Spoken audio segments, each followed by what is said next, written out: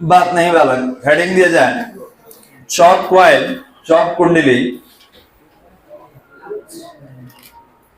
जल्दी। अब ये कहाँ यूज होता है? तो विद्युतीय परिपथ में इसका यूज किया जाता है। ये उच्च प्रेरकत्व का एक कुंडली होता है जो परिपथ में प्रयोग किया जाता है। बोला जाए, लिखेंगे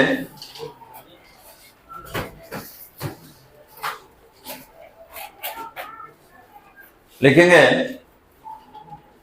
चौक कुंडली, चौक कुंडली उच्च प्रेरकत्व की एक कुंडली है। चौक कुंडली उच्च प्रेरकत्व की एक कुंडली है, उच्च प्रेरकत्व की एक कुंडली है जो नर्म लोहे के क्रोड पर, उच्च प्रेरकत्व की एक कुंडली है जो नर्म लोहे के क्रोड पर, जो नर्म लोहे के क्रोड पर लपेटकर बनाई जाती है,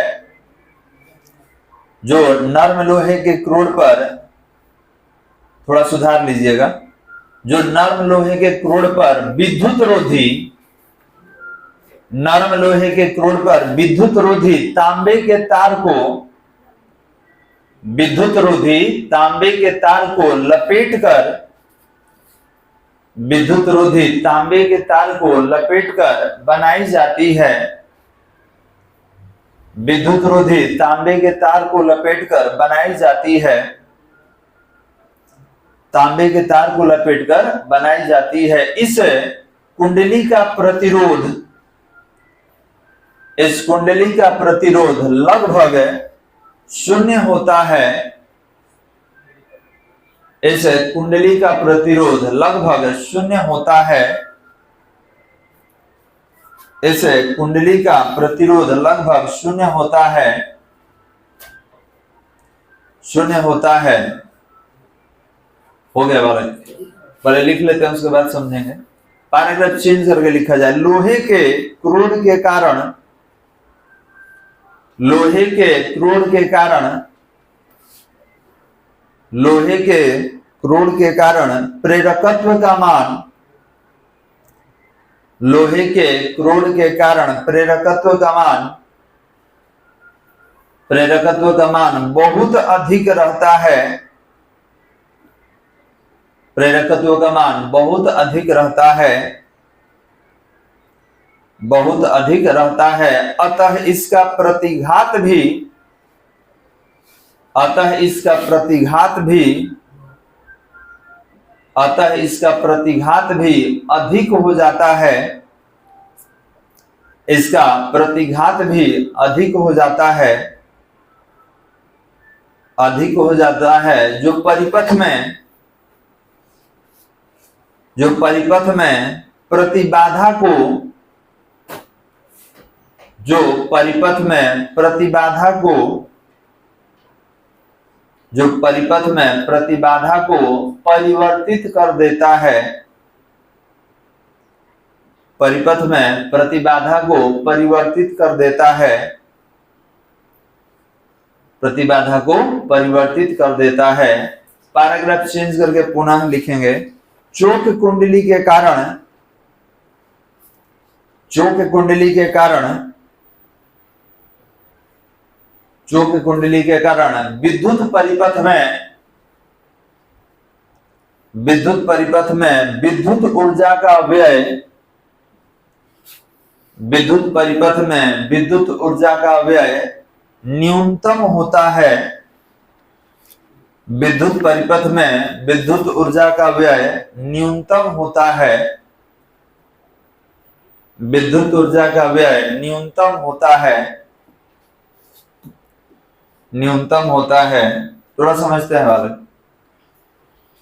आपको बताया गया था पीछे क्लास में कि मान लीजिए हमारे पास कोई सर्किट है और इस सर्किट में एक बल्ब लगा हुआ है, मान लीजिए कि 100 वाट का है, और परिपथ का सप्लाई ज्यादा है, जान लेंगे परिपथ का सप्लाई ज्यादा है, ठीक है, परिपथ का सप्लाई ज्यादा है। हम चाहते हैं कि इसका वोल्टेज और पावर कम कर दिया जाए ताकि मेरा बल्ब खराब ना हो। तो आपने बोला कि सर परिपथ में एक प्रतिरोध लगा दीजिए, ठीक है, प्रतिरोध क्या कर देगा, धारा का मान कम कर देगा, धारा का मान कम होगा तो आवेश का प्रवाह कम होगा, इसको कम वोल्टेज मिलेगा, कम ऊर्जा मिलेगा। लेकिन इसमें एक दिक्कत है बालक कि प्रतिरोध ऊष्मा उत्पन्न कर देता है और ऊष्मा के रूप में ऊर्जा का क्षय हो जाता है। हम चाहते हैं कि ये क्षय नहीं हो या कम हो भी तो कम हो। तो इसके जगह पे हम क्या यूज कर लिए, तो चौक कुंडली यूज कर लिया गया। उसका गुण क्या है, क्वाइल जैसा होता है, क्वाइल जैसा होगा, ठीक है, इसको प्रेरकत्व भी कहा जाता है। तो इसका गुण क्या है, तो गुण ये है कि ये अपने अंदर जो धारा है उसके कारण ऊर्जा संरक्षित करता है। एक तो ये प्रतिरोध भी उत्पन्न करेगा, ठीक है, लेकिन ये ऊष्मा के रूप में उत्सर्जित नहीं करता है, उसी ऊर्जा को उत्सर्जित नहीं करके अपने अंदर संरक्षित कर लेता है। और ये कितना ऊर्जा संरक्षित करता है, तो आप जानते हैं कि हाफ Li0² ये अपने अंदर, ठीक है, जो ऊर्जा है जिसका नाश करना था, जिसको बाहर निकालना था, और बाहर नहीं निकाल के क्या करेगा, संरक्षित कर लेगा। तो इससे दोनों काम हो गया, ऊर्जा का हानि भी नहीं हुआ और हमारा जो ऊर्जा व्यय था, जो कम वोल्टेज देना था, ठीक है, वो भी हो चुका है। तो यही जो डायग्राम बना देते हैं क्वाइल जैसा, यही चौक क्वाइल कहलाता है। अब इसके लिए थोड़ा सा एक बेहतर डायग्राम बल्ब के साथ बनाएंगे और देखेंगे इसका यूज कहाँ है। कुछ इस तरीके से यूज करेंगे।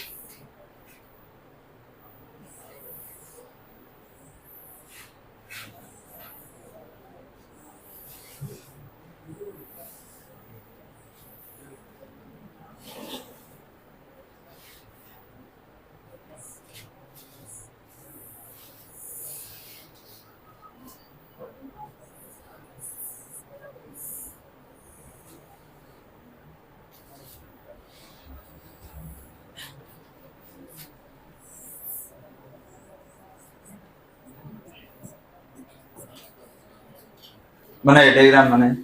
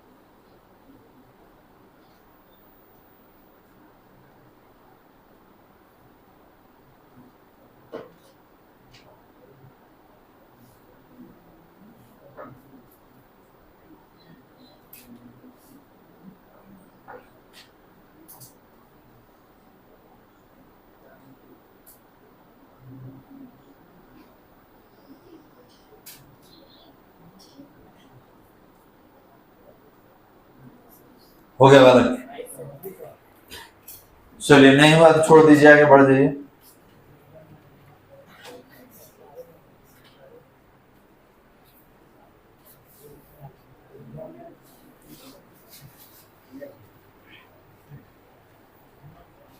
भेज दिया जाएगा, डायग्राम बना लीजिएगा। आगे हेडिंग देंगे एलसी परिपथ में, एलसी परिपथ में वैद्युत दोलन।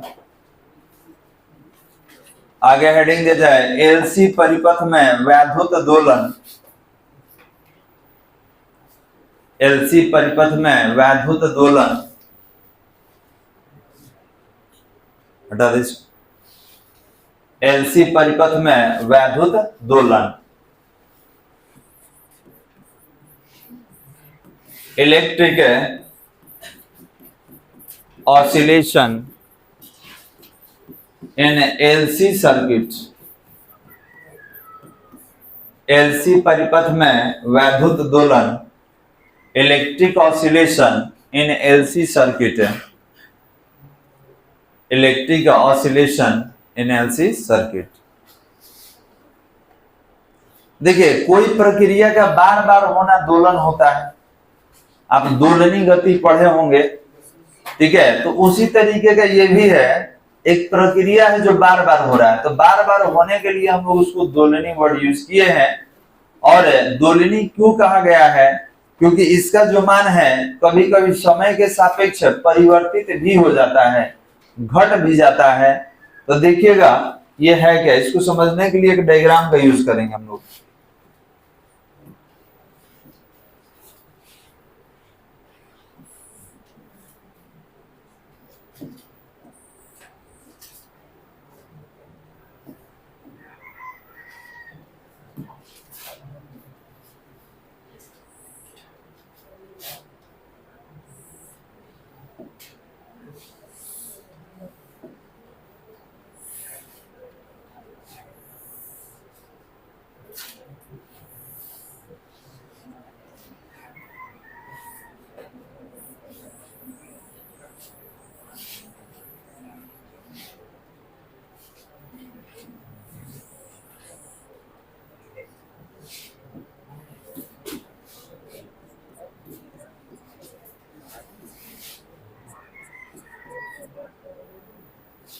चलिए समझिए,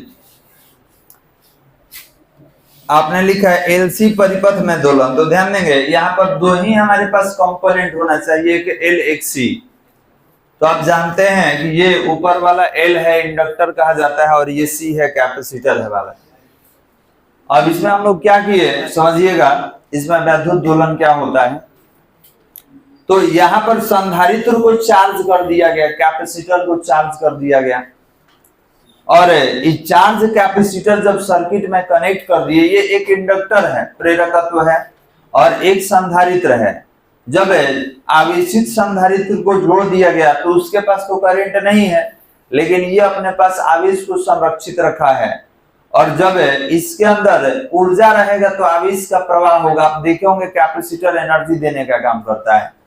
तो इसके अंदर से जब करंट निकलेगा वाला और इस कॉइल में जाएगा, जब इस कॉइल में जाएगा तो आपको मालूम है, आपको पढ़ाया गया है कि कॉइल में जब करंट का प्रवाह होता है तो चुंबकीय क्षेत्र बना देता है। अब यहाँ पर हम लोग क्या देखें कि इसके आवेश से विद्युत धारा का उत्पादन हुआ, तो इसके आवेश से विद्युत धारा बना, और विद्युत धारा से ये जो ऊपर वाला कॉइल आप देख रहे हैं ये चुंबकित हो जाता है, और चुंबकित हो गए चुंबकीय क्षेत्र का निर्माण करता है। तो जब ई चुंबकित होगा तो इसका अपना ऊर्जा क्या हो जाएगा, समाप्त। क्योंकि जितना ऊर्जा था उसी ऊर्जा से क्या किया, करंट का प्रवाह किया, और उसी करंट से ई कॉइल चुंबकित हो गया, चुंबकीय क्षेत्र बना लिया बालक। अब इसमें आप बोलेंगे कि सर इसका मतलब ये है कि इसका ऊर्जा समाप्त हो जाएगा और इसके पास अब ऊर्जा आ जाएगा। तो हम मान लिए कि इस 100% ऊर्जा था, तो ट्रांसफर किया होगा तो 2-4% हो सकता है कि लॉस हो। अब ये ऊर्जा 100% यहाँ 96% के रूप में पहुंच गया है, ई हो गया अब समाप्त। कोई दिक्कत वाला? अब क्या होगा कि जब ई चुंबकीय क्षेत्र बनाता है तो इसी के क्षेत्र में ई भी रहता है। जब ई कॉइल को घेरिएगा गोल गोल करके ऊपर नीचे, ठीक है, क्योंकि इसका तो फील्ड बनता है, ये फील्ड ऊपर भी बनेगा और नीचे भी बनेगा। तो अब इसी के फील्ड में ई भी रहता है। अब थोड़ा बड़ा बड़ा बनाए समझने के लिए, इसी के क्षेत्र में ई भी रहता है, ध्यान दीजिएगा। तो अब इसका तो ऊर्जा समाप्त हो चुका है, इसके पास ऊर्जा तो अपना है ही नहीं। क्यों नहीं है? इसी का तो ऊर्जा से ये ऊपर वाला आवेशित हुआ है, ये चुंबकित हुआ है। अब इसका ऊर्जा समाप्त। अब ये क्या करेगा कि अपने चुंबकीय क्षेत्र से इसको आवेशित कर देगा। तो जब अपने चुंबकीय क्षेत्र से इसको आवेशित करेगा तब इसका ऊर्जा समाप्त। अभी ई आवेशित हो गया, ई उदासीन हो गया, ठीक है। अब ये उदासीन, अब एनर्जी कितना पहुंचा? 96 था, कितना पहुंचा? 90%। ध्यान से समझिएगा, 90%। क्यों सर? आने जाने में भी तो तार लगाए हैं, तो तार का अपना प्रतिरोध होता है, वो भी तो कुछ वोल्टेज को कंज्यूम कर जाएगा, बिल्कुल, तबे ना विभवांतर कहा जाता है। अब हम देखें कि इसका एनर्जी, ये अपने प्रभाव से इसको आवेशित कर दिया, अब वो अपने खुद क्या हो गया? जीरो हो गया, मतलब उसका ऊर्जा समाप्त। आपको मालूम है कि जब तक करंट रहेगा तबे तक इसका गुण चुंबक का है, करंट समाप्त तो इसका गुण भी समाप्त। अब फिर ये आवेशित हो गया, फिर क्या करेगा? करंट भेजेगा, इसको चुंबकित करेगा, ठीक है। करंट 90% है, फिर करंट भेजेगा, करंट भेज के इसको चुंबकित करेगा। तो ये अपना ऊर्जा से, ये अपना आवेश से करंट उत्पन्न किया, वो करंट फिर इसको जाके क्या कर दिया? चुंबक बना दिया। तो अब की बार हो गया 85%। अभी खत्म, ई चुंबक जैसा काम करने लगा। फिर इसके क्षेत्र में इसको आप रखे हैं, तो ये क्या करेगा? अपने क्षेत्र से फिर इसको आवेशित कर देगा। ये प्रक्रिया बार बार चलता है। तो आपको बताएंगे जो प्रक्रिया बार बार रिपीट होगा उसको क्या बोलेंगे? दोलन। समझ आ रहा बालक? कि ई आवेशित था, उदासीन था, न्यूट्रल था, उसमें कुछ नहीं था, तो करंट भेज कर उसको चुंबकित किया, इसका एनर्जी समाप्त। अब वो अपने चुंबकीय क्षेत्र से इसको आवेशित कर दिया, उसका चुंबकीय क्षेत्र समाप्त। फिर ही अपने आवेश से क्या किया? करंट भेज के उसको चुंबकित किया, इसका एनर्जी समाप्त। ये प्रक्रिया बार बार चलते रहता है और इसी प्रक्रिया को एलसी परिपथ में दोलन कहा जाता है, क्योंकि यहाँ दो परिपथ है, एल है और सी है। कोई दिक्कत वाला? अब हमको ये बताइए, इतना लिखे हैं तो बार बार एक चीज नोटिस किए हैं कि हम एनर्जी कम ले रहे थे, एनर्जी कम लिया जा रहा था। इसका कारण क्या है? जब प्रक्रिया बार बार रिपीट कीजिएगा, इस प्रक्रिया में ऊर्जा का कुछ हानि हो जाता है। क्यों हानि होगा? क्योंकि इस अभी तो चालक तार का बना होता है। तो इस स्थिति में इसका जो तरंग बनता है, इसका जो तरंग का डायग्राम अगर हमको लेना होगा कि सर एलसी परिपथ में जो तरंग बनता है उसका डायग्राम बताइए, तो देखिए उसके लिए डायग्राम हम लोग कैसा लेंगे।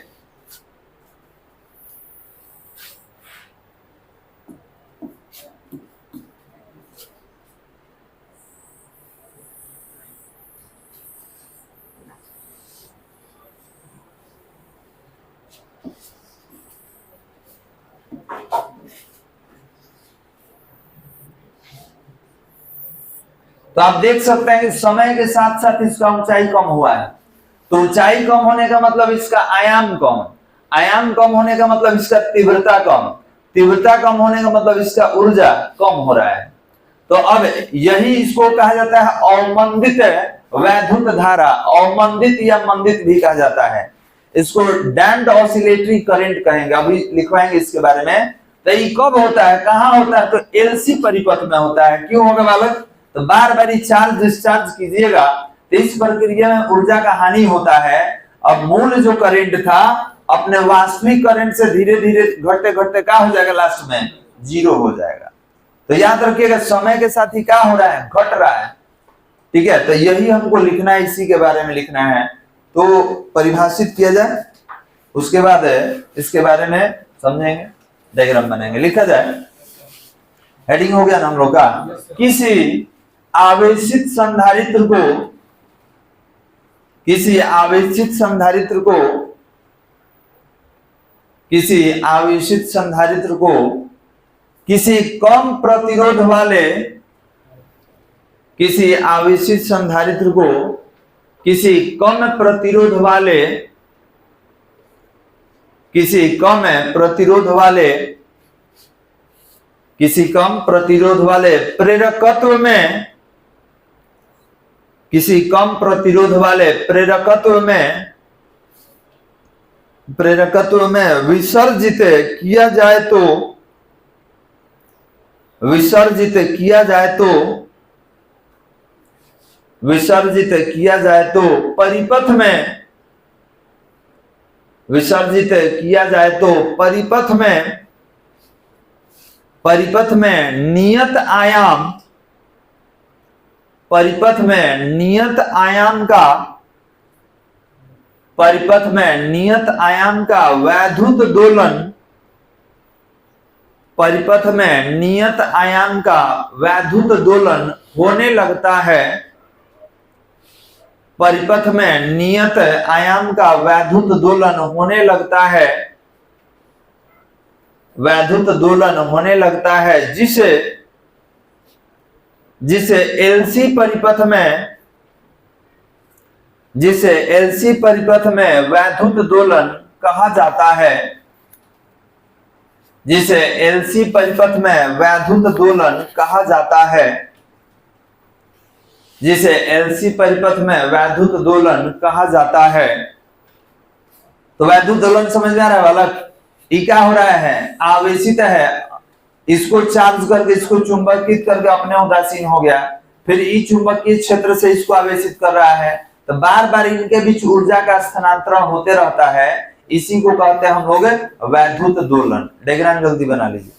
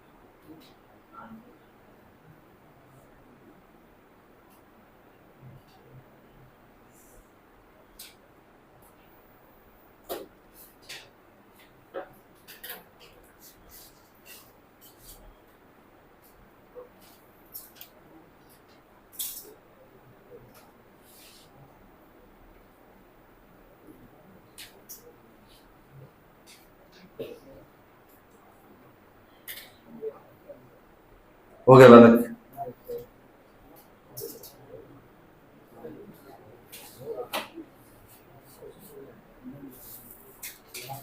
लिखा जाए इसके नीचे,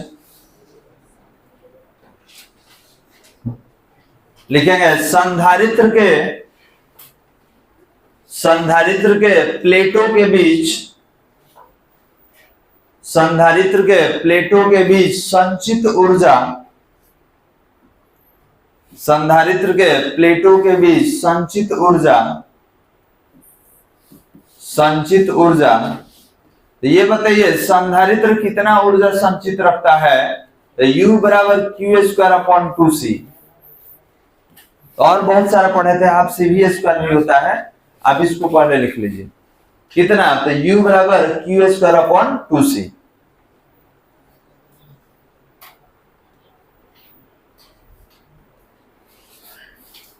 चलिए इसके नीचे लिखेंगे प्रेरक या, प्रेरक या कुंडली में संचित ऊर्जा, प्रेरक या कुंडली में संचित ऊर्जा,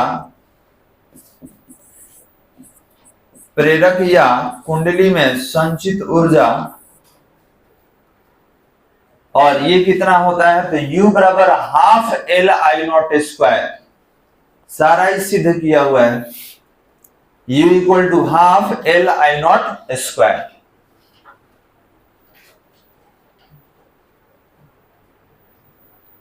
हो गया बालक?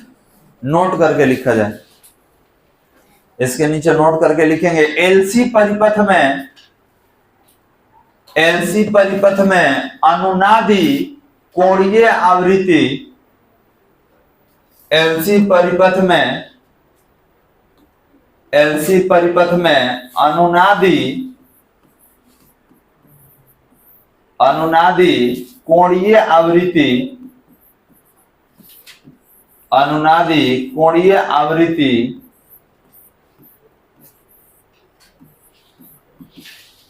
1/√LC।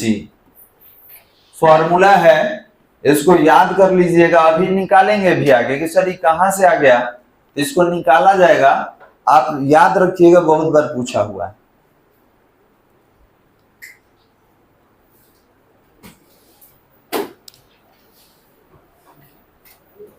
हो गया वाला।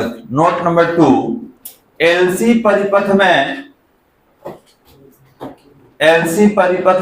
अनुनादी आवृत्ति, एलसी परिपथ में अनुनादी आवृत्ति,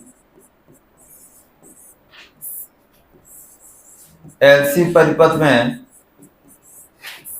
अनुनादी आवृत्ति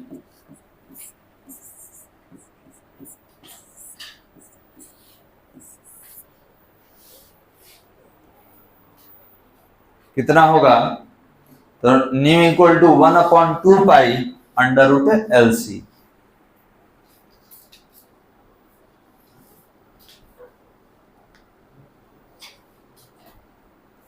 हो गया बालक। अभी निकालेंगे भी आगे कि सर ये कहां से आ गया, इसको निकालना भी होगा जब आपको वैद्युत अनुनाद बताया जाएगा तब। हो गया बालक। आगे हेडिंग दिया जाए, आगे हेडिंग देंगे अवमंदित, अवमंदित या मंदित, अवमंदित या मंदित दोलनी धारा, ये दोनों एक ही है।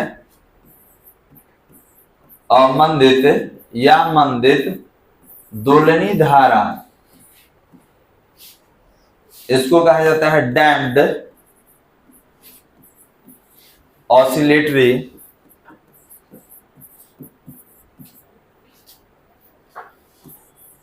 करेंट।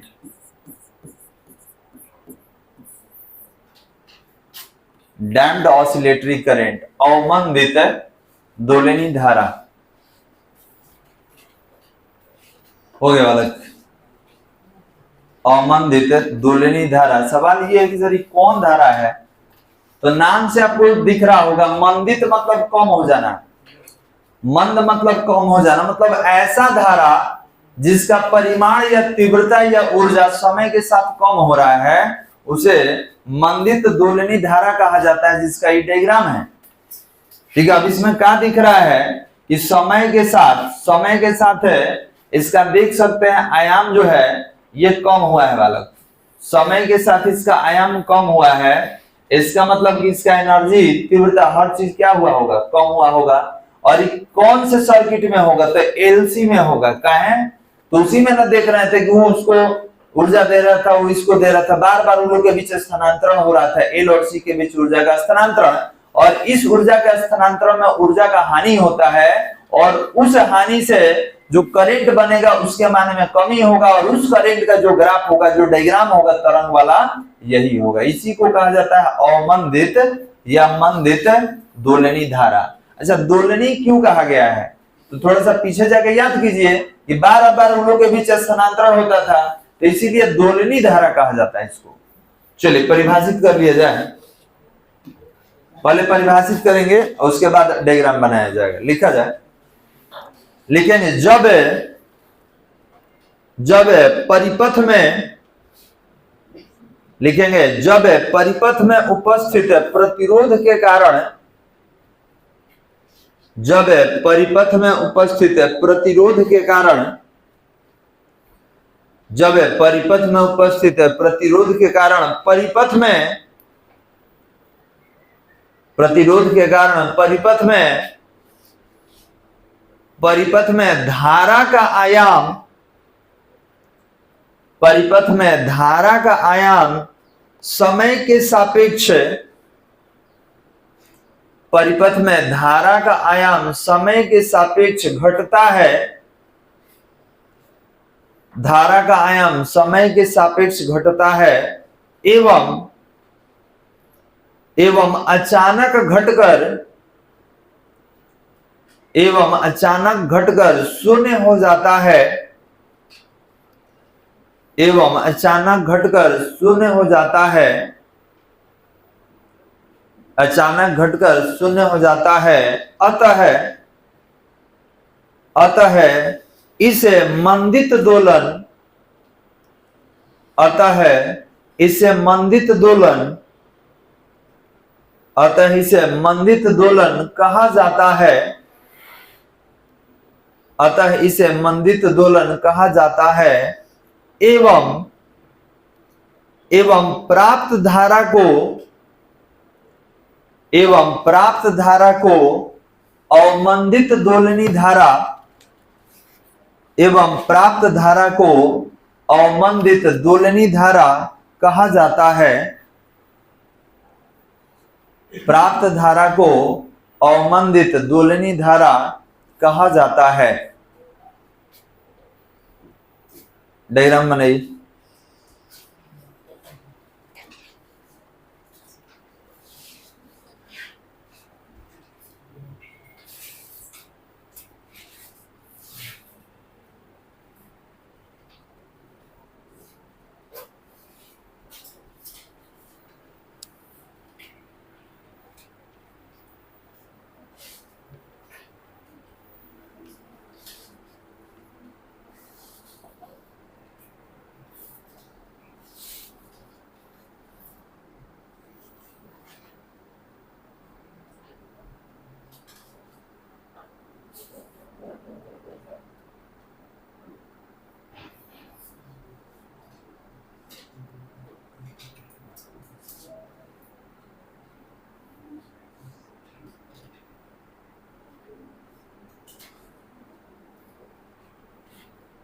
हो गया बालक।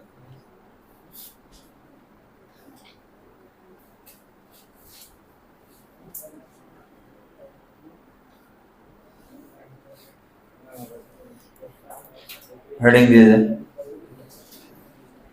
चलिए, तो ये था अवमंदित दोलनी धारा। याद रखिएगा, छोटा छोटा टॉपिक है। आगे हम लोग बढ़ेंगे।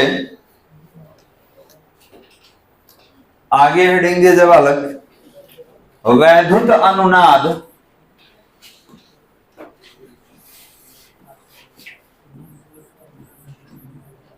आगे हेडिंग देंगे वैद्युत अनुनाद,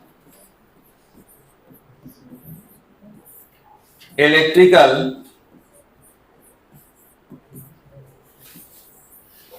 रेजोनेंस,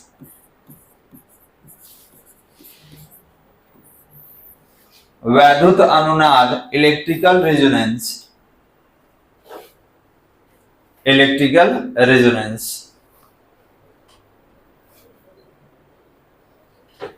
लिख लीजिए, उसके बाद समझेंगे। लिखेंगे प्रत्यावर्ती धारा परिपथ में, प्रत्यावर्ती धारा परिपथ में धारा के मान को, प्रत्यावर्ती धारा परिपथ में धारा के मान को,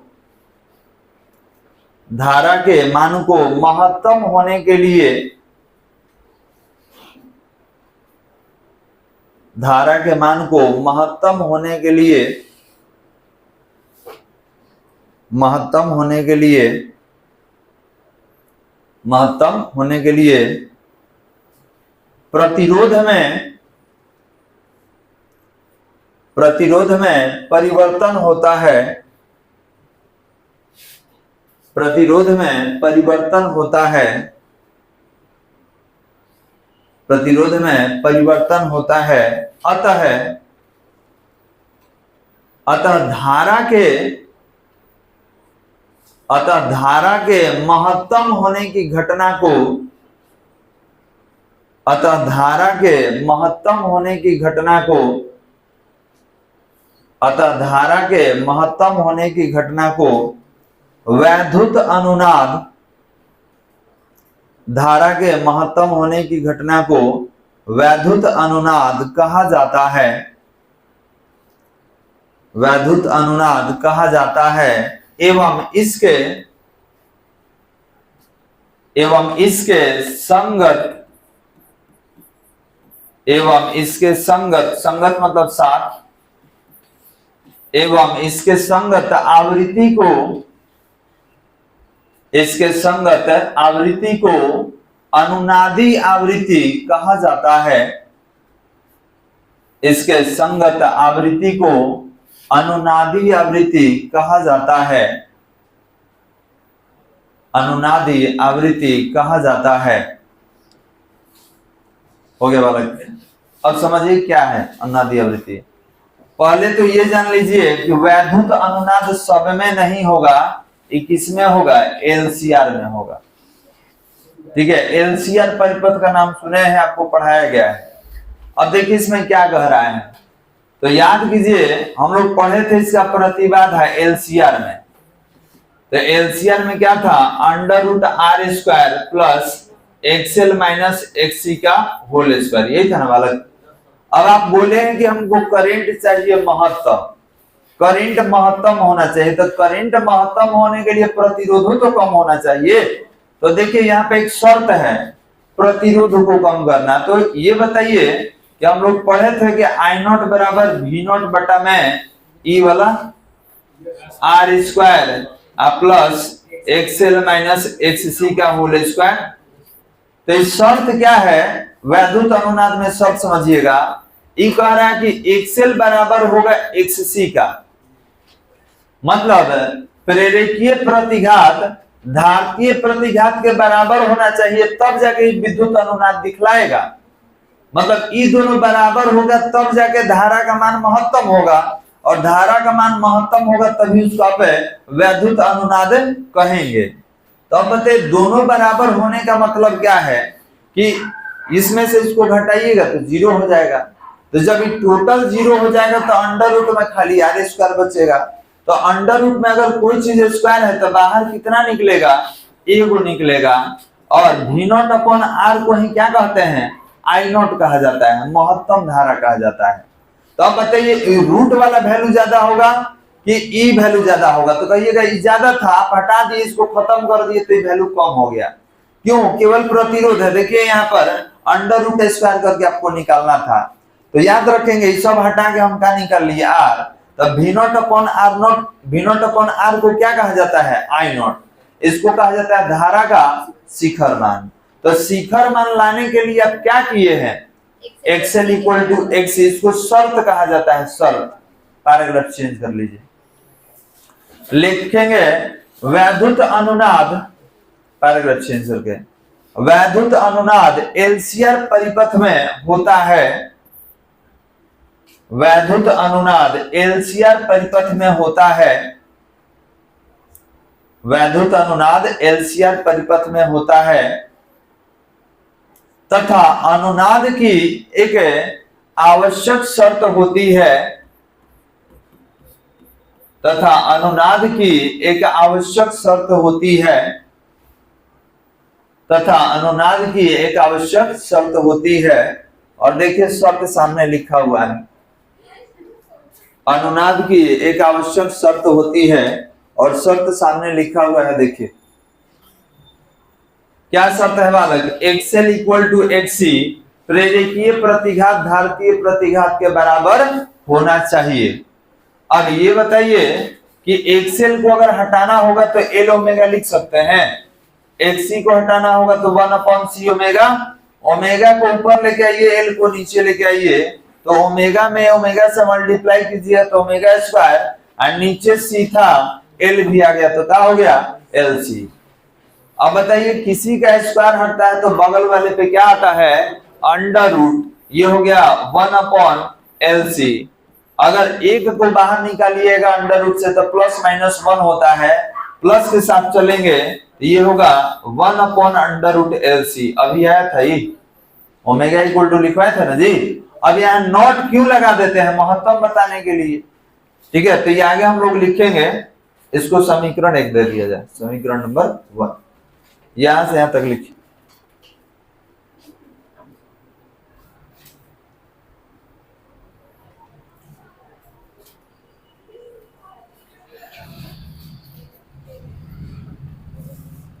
हो गया वाला,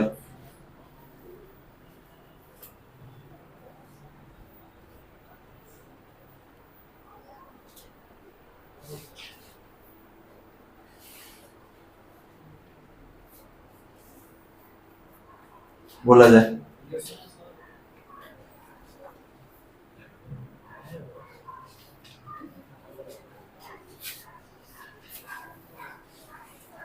लिखेंगे इसके नीचे, यदि अनुनादी आवृत्ति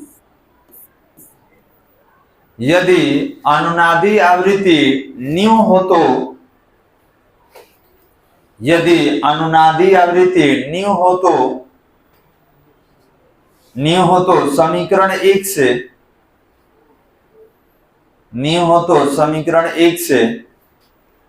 अभी जो आप एक में निकाले हैं इसका नाम क्या है, कोणीय आवृत्ति, और अभी जो निकालने वाले हैं इसका नाम क्या है, केवल आवृत्ति। कौन सा, अनुनादी।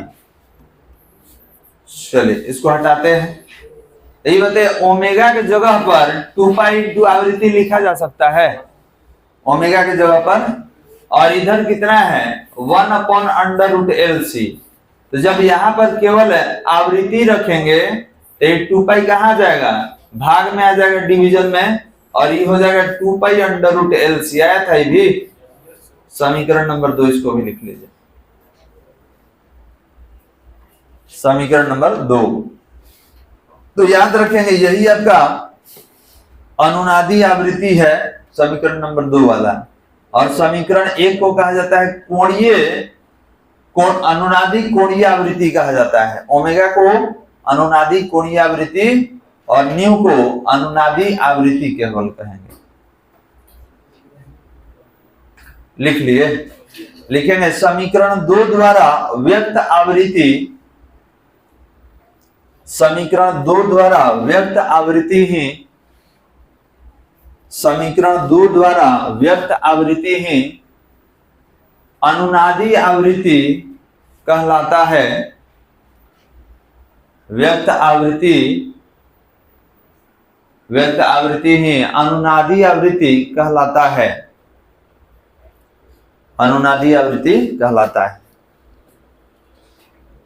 अब एक लास्ट टॉपिक बचा हुआ है, इसके बाद समाप्त हो जाएगा हम लोग का, ठीक है, आज का क्लास समाप्त हो जाएगा। एक लास्ट टॉपिक बचा है जिसका नाम है विशेषता गुणांक, क्वालिटी फैक्टर। उसको भी लिख लिया जाए, नहीं तो इसके लिए फिर अब कल आपको बुलाना पड़ेगा। हेडिंग दिया जाए, हेडिंग देंगे विशेषता गुणांक,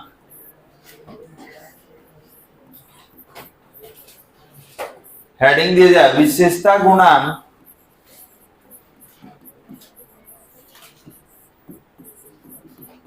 विशेषता गुणांक, इसको क्वालिटी फैक्टर या क्यू फैक्टर भी कहा जाता है।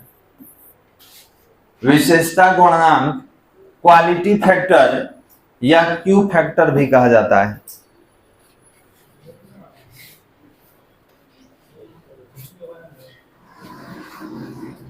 हो गया बालक।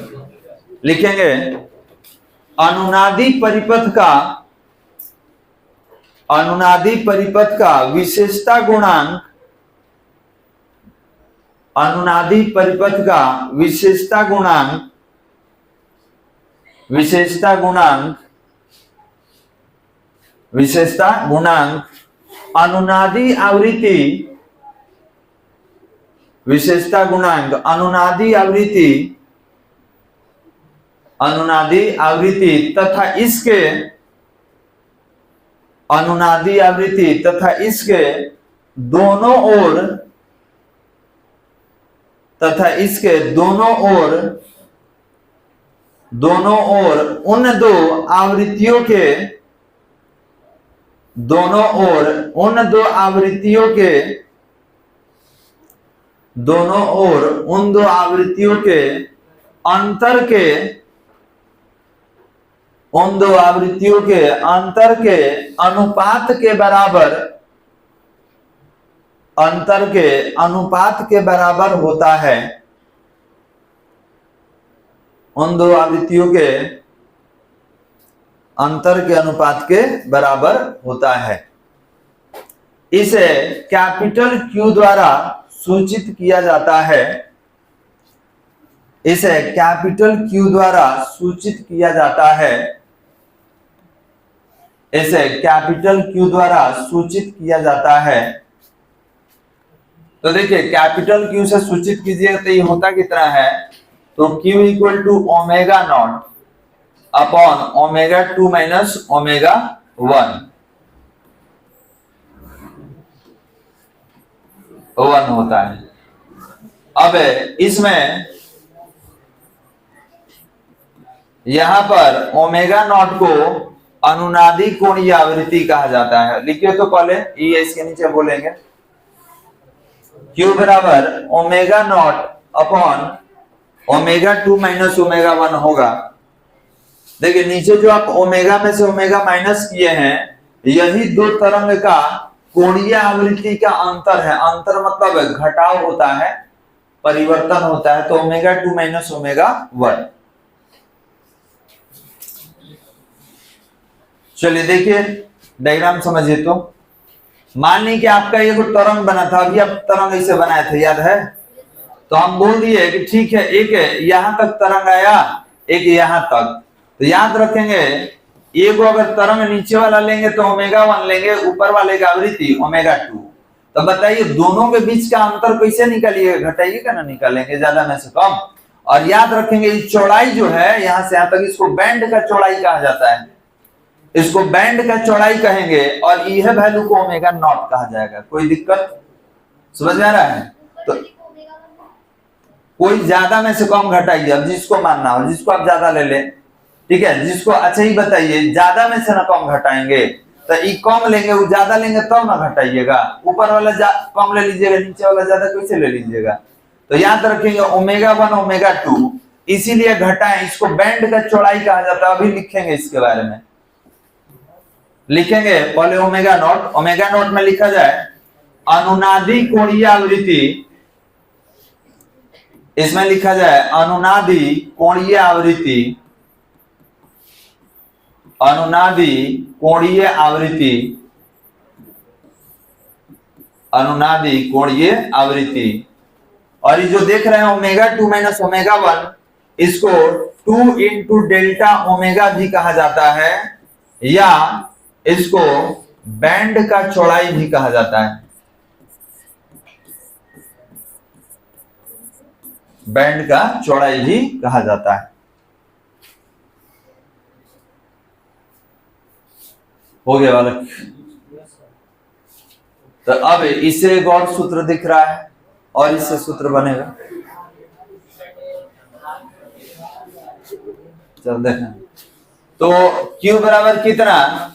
तो omega naught upon omega 2 minus omega 1 और omega naught upon 2 into delta omega. और इसका नाम क्या है? तो इसका नाम है अनुनादी, अनुनादी कोणीय आवृत्ति, अनुनादी कोणीय आवृत्ति। और इसका नाम क्या है जी? बैंड का चौड़ाई, बैंड का चौड़ाई। कोई दिक्कत बालक? बहुत दिक्कत है सर, इतना देर से बैठा दिए हैं, दिक्कत है, दिक्कत है। और देखिए अभी ना बताया जी, ये दोनों का जो एक ओमेगा 1 था, एक ओमेगा 2 था, दोनों के बीच का डिफरेंस जो है उसी को हम लोग ओमेगा नॉट कहते हैं, बैंड का चौड़ाई कहते हैं। चलिए अब इसके बाद दो फार्मूला और बना लेंगे। लिखो जल्दी लिखो, आज खत्म करना है इसको, 5 मिनट का और। चलो ठीक बात।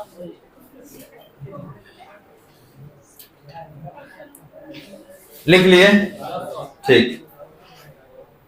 देखिए यहां पर लिखे है Q बराबर VL बटा में V, और एक तरफ लिखा गया Q इक्वल टू VC बटा में V।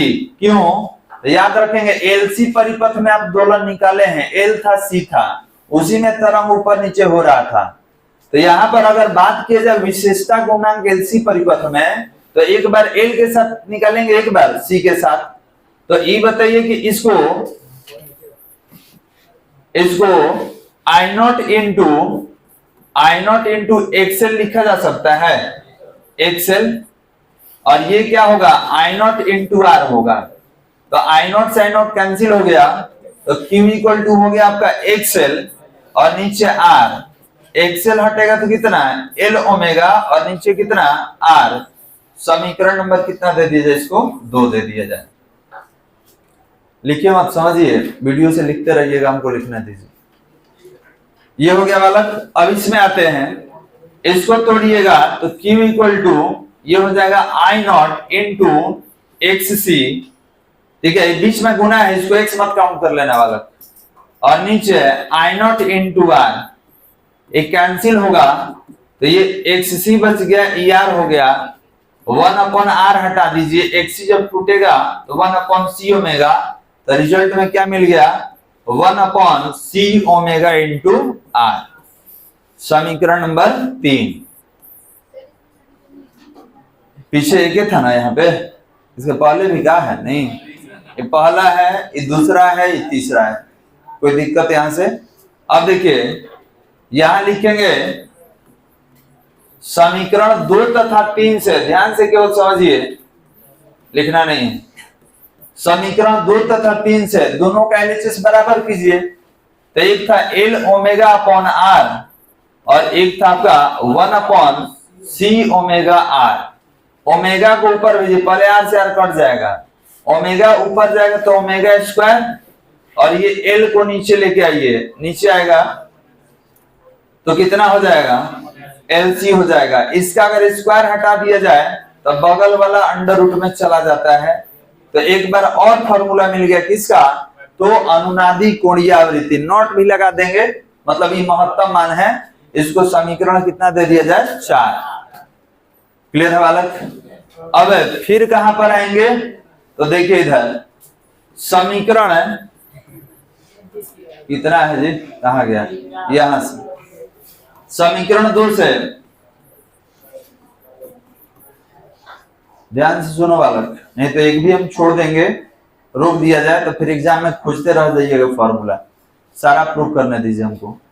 समीकरण 2 से आप क्या लिखे हैं, तो Q equal to L omega upon R, इसको हम थोड़ा अलग करेंगे, LR और omega, Q equal to LR, omega का वैल्यू ये वाला रखेंगे, यहाँ पे ये वाला वैल्यू रखेंगे, तो ये कितना हो जाएगा, 1/√LC।